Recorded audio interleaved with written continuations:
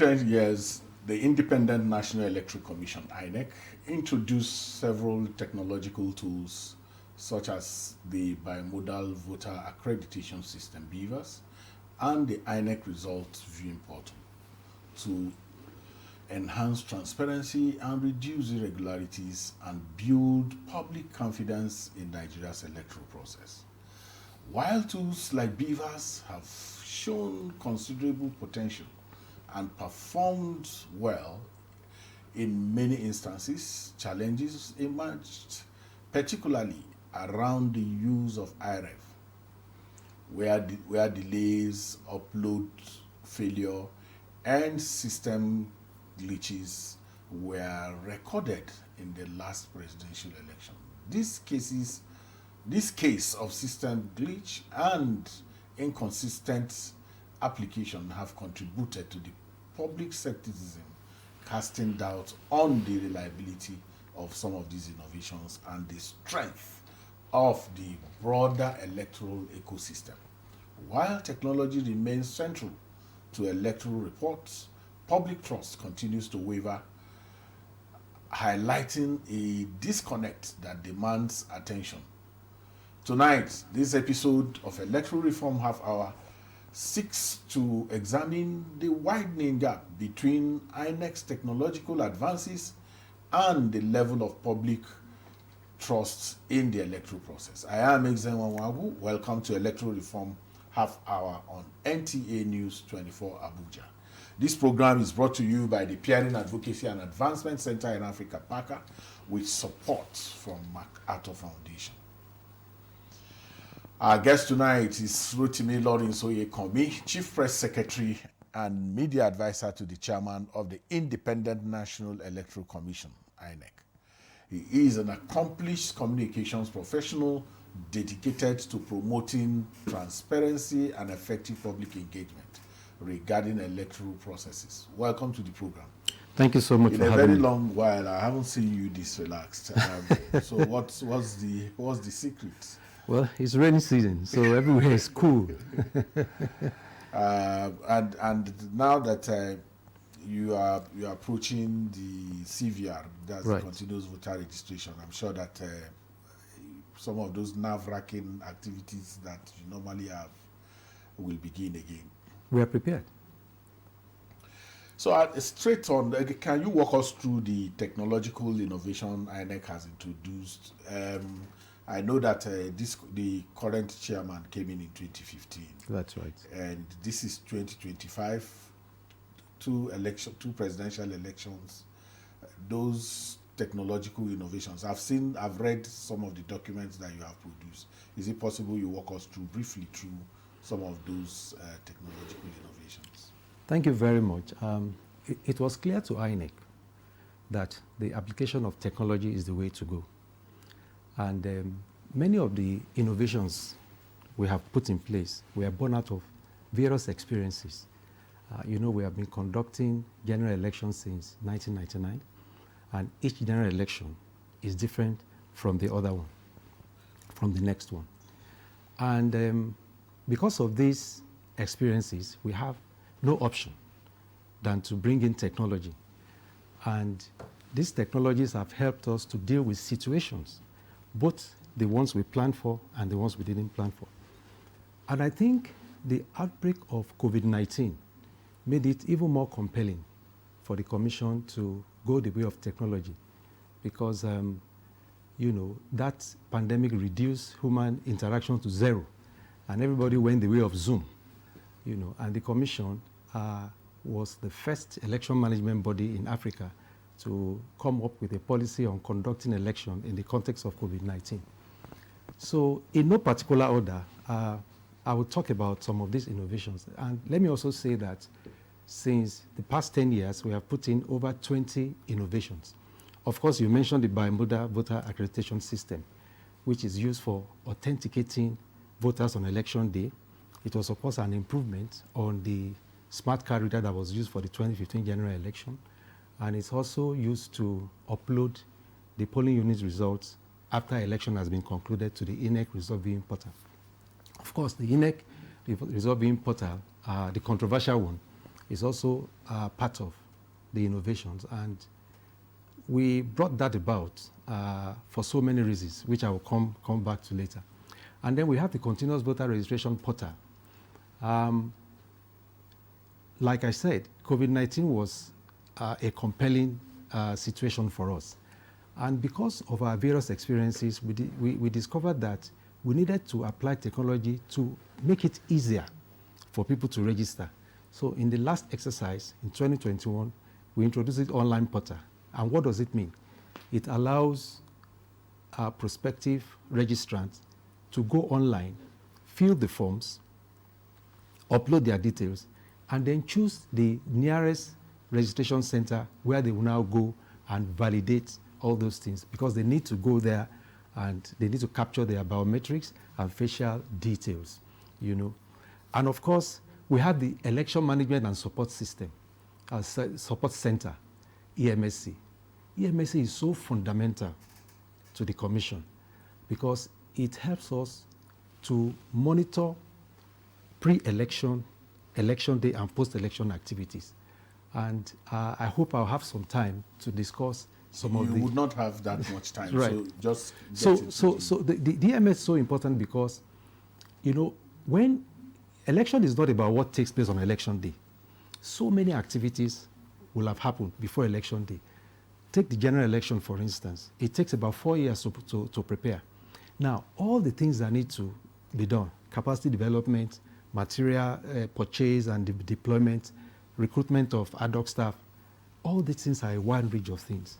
So that dashboard is the one, the MSC is the one that tells us exactly whether some activities that have timelines have been done, whether they have not been done, and tell us who is responsible. So if you have a timeline of 6 months, 8 months, 1 year, that certain activities need to be done and they are not done. And this, we didn't have this before 20...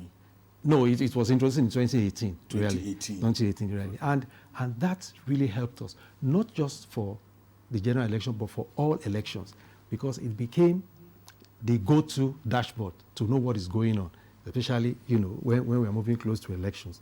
Then we also have the voter verification system, which enables voters to find out about their polling units, about where their permanent voter cards are if they don't have it, and such other information.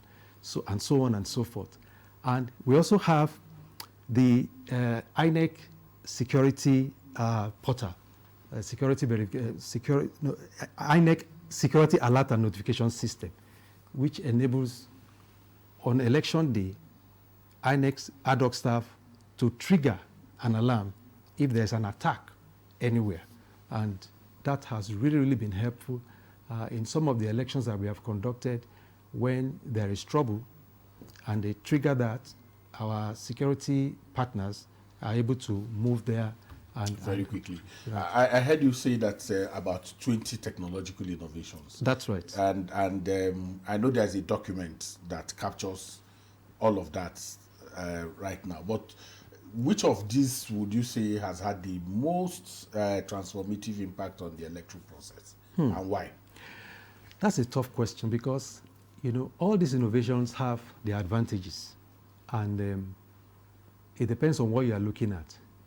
But of course, you have the popular ones that the public know.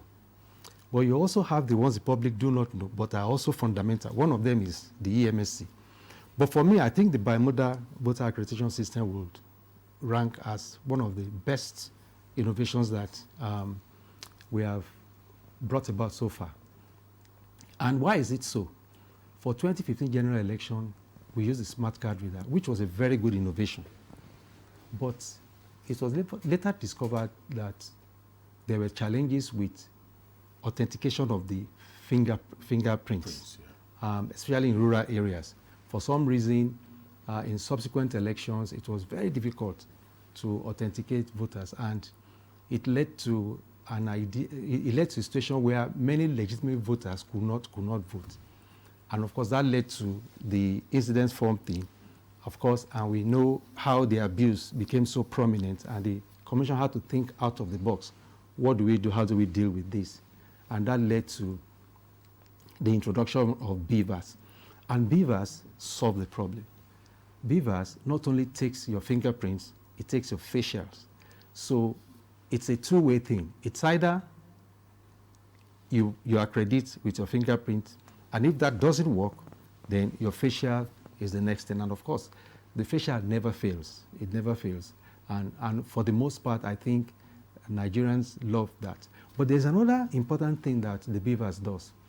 After the elections have been concluded at the polling units, the votes have been counted, sorted, the results entered into the Form E-C-8A, the presiding officer is required to use the BVAS to snap a picture of the Form E-C-8A, which is the polling unit result, and then upload to IReV. So that's why it's extremely a good device. But of course, the IVET too, the INEC voter enrollment device, is also very, very critical. That's why I'm saying that, it depends on what you're looking at. The IVET... okay, we'll soon be going on a short break. But before we do, a lot of people really continue to misunderstand the IReV. Right. And even the BVAS was not promoted, the way it should have in terms of the problem that it solved in 2023. So will you just, in a few seconds, if you can, or in a minute, tell us, what's the core function of the IReV? Why is not an electronic transmission platform in the usual sense? And what matters for public trust in election transparency? What is the most important thing in that IReV that is important for public transparency? Thank you so much. This is a very good question for me. As the name denotes, it is called the INEC Result Viewing Portal. And that's the misunderstanding that people have about the portal. It's result viewing portal. The portal does not do anything other than to display the polling unit result. And I try to explain it this way to people, that when you go to a stadium to watch a match, you have this big scoreboard. At the beginning of the match, it reads 0-0. Then maybe 10 minutes into the match, Team A scores, then they post 1-0 there. Then another 10 minutes, maybe Team B equalizes, it becomes 1-1. And maybe just before that time, Team A scores becomes 2-1, and so on and so forth. So it's a cause and effect thing. Now, a goal needs to be scored for any figure up there to be changed. So it is what is transmitted to the scoreboard that the scoreboard displays. It doesn't add or subtract. That is what IReV is. IReV enables Nigerians to see results of polling units across the country, anywhere they are. It is to prevent some form of manipulation, because of course, our experience over the years taught us that where public trust is missing, where the suspicion comes in, is the result management process. That, okay, people are not really so bothered about election at the polling unit. They trust about it is when we are collating and managing the result. That's when people begin to suspect, oh, they are trying to change figures. So I thought that in order to engender transparency, let's allow Nigerians to see how these things are done. So we now tell across all polling units in any election situation, presiding officer, when you finish all your processes, because it's the last thing he will do before he proceeds to the collation center, snap this thing and send it. So IReV is just to display. It is not a collation device. It does not add or subtract anything from what is posted. It is just a signboard to just display what is posted by the so when we come back from break, we're going to discuss what the challenge was with that IReV, because the glitch, the communication challenge within that period continues to resonate. And then in the simple way you have explained it now, when we return, we'll go on break now. Electoral Reform Half Hour continues shortly. Stay with us.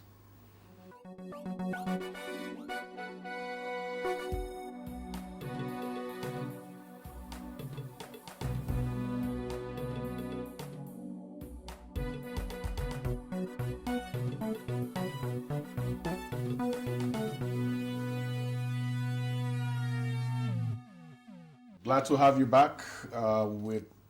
We're still speaking with Mr. Rotimi Lawrence Oyekanmi, Chief Press Secretary to the Honorable Chairman, Independent National Electoral Commission.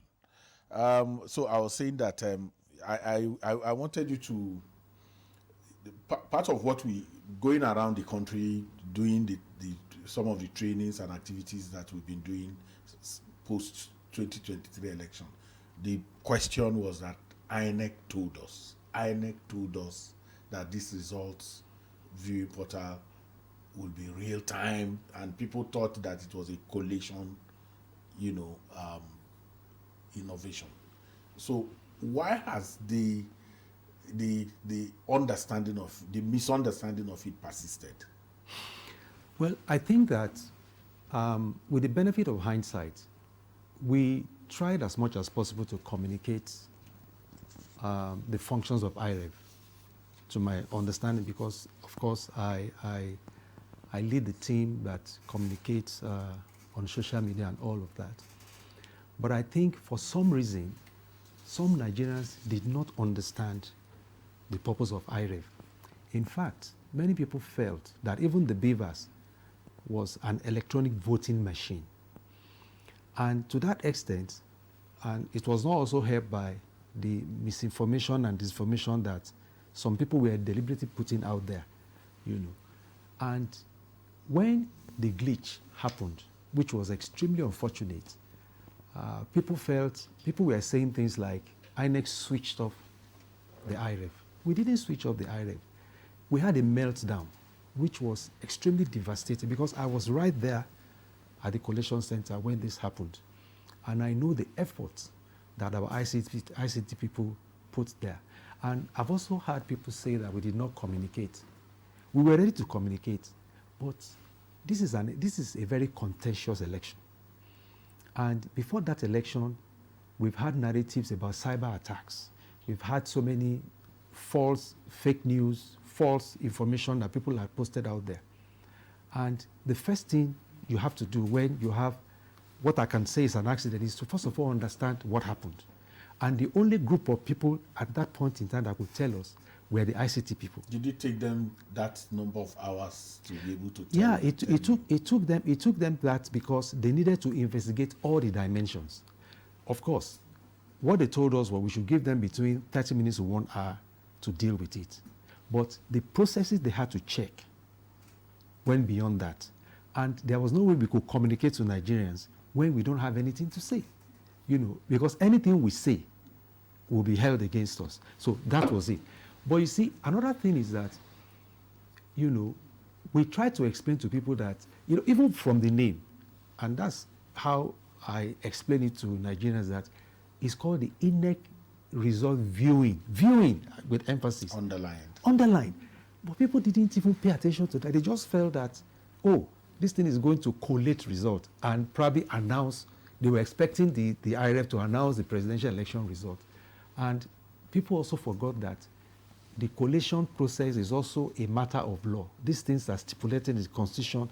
How the results of the presidential election should be collated is right there. And when people say things like, the result management is also manual, people also went mad about that. I mean, what do you mean? You told us you were going to do this and you are doing that. I would say, no, we had been explaining that, yes, IReV was put there to engender transparency. It was in no way going to announce the result of the presidential election for you. But I think that lessons have been learned, and going forward... That's where I'm going. Sorry, right. That's where I'm going to go to. So the reports, at every end of every election, INEC produces. So your 2023 post-election draws from internal and external assessments. That's right. Could you walk us through how the commission evaluated the performance of these new technologies that you deployed? Let's start from the IVED, BVAS. Just summarize them. Did you have some kind of audit of technological, performance? Yes, we did. And honestly, without any fear of contradiction, IVED is something that was one tool that voters appreciated. They were so much in love with the idea that we could introduce online pre-registration. And what they only said was that we should expand that possibility and improve on that. The BVAS, there was no problem with the authentication or accreditation aspect of the BVAS, stakeholders agreed that BVAS performed well because by our own score, we had 98% performance on BVAS. As far as accreditation is concerned, BVAS performed very well. The only area where Nigerians had issues is with IReV. And we tried to explain to them what happened. We had a configuration and internal error problem. And, I'm not an ICT person, so I can't explain. There are certain terms and terminologies that I'm not in the position to explain. So you help me bring the ICT persons. So it was, for me, the summary of it is that we had a meltdown. And that meltdown was so fundamental that we had to do everything possible to restore it, and we did restore. And as I speak, those results are on IReV, and nobody's going to remove them forever. They're going to be there for as long as there is INEC. And it's going to be helping researchers on yes. the elections. Yes. So if, do you think your communication strategy adequately explained these limitations? Because, and then it's double barrel now, so that we can take a few things, explain, and the capabilities of your tech to the public. If not, how should this be improved? And then we're going to 2027. Are there new, beyond these things, and just to put it on the record, those innovations are, revolutionary in my view. Are there new things with the lesson learned that you talked about that could come up before the 2027? Thank you very much. Thank you very much. I think that when it comes to proactively providing information to the public, I think if you take 5 institutions that are best in Nigeria, INEC will be one of them. And stakeholders agreed that pre-election period, we were out there providing information. We have a robust INEC press corps. We are on social media platforms, and the commission meets regularly with stakeholders, quarterly. And anything that emanates from that place is in newspapers, is all over the place the next day. I think what people didn't appreciate was the fact that we were slow in communicating about the IReV. And I've just explained to you that in as much as we wanted to do that, we needed to understand what happened. Because you cannot issue a statement or talk about what you are not sure of. The ICT people were trying to understand it. And it was only when that understanding came that we were able to communicate. Of course, many people felt, that was wrong or anything like that. But I said, well, it is what it is. But if you check all other activities before then or even after then, INEC is always forthcoming in releasing information. So, and we'll continue to do that. With the benefit of hindsight, all the loopholes that we found in terms of communication strategy, we'll continue to improve on those strategies. And of course, our stakeholders recommended quite a number of things. Are there new innovations? Yes. But you see, the bad guys are also watching and listening to us. And so it's important that's where we're going to draw the curtain for today's episode. I'm working on having the director of ICT, INEC, on this program, because the focus of the Electoral Reform Half Hour will be on INEC's technological innovations, improvements, and some of the challenges. This is where we draw the curtain on this episode of Electoral Reform Half Hour. And we wish to specially thank Mr. Rotimi Oyekanmi for your time and contributions on the program. It was a pleasure having you. Thank you so very much, sir. Thank you for having me. Thank you very much for the opportunity. Electoral Reform Half Hour is brought to you by Peering Advocacy and Advancement Center in Africa, PAACA, with sponsorship from MacArthur Foundation. We are live every Saturday from 8:30 p.m. to 9 p.m. with a repeat broadcast every Sunday at 2:30 p.m. on same station. I am Ezenwanwangu. Thank you for watching.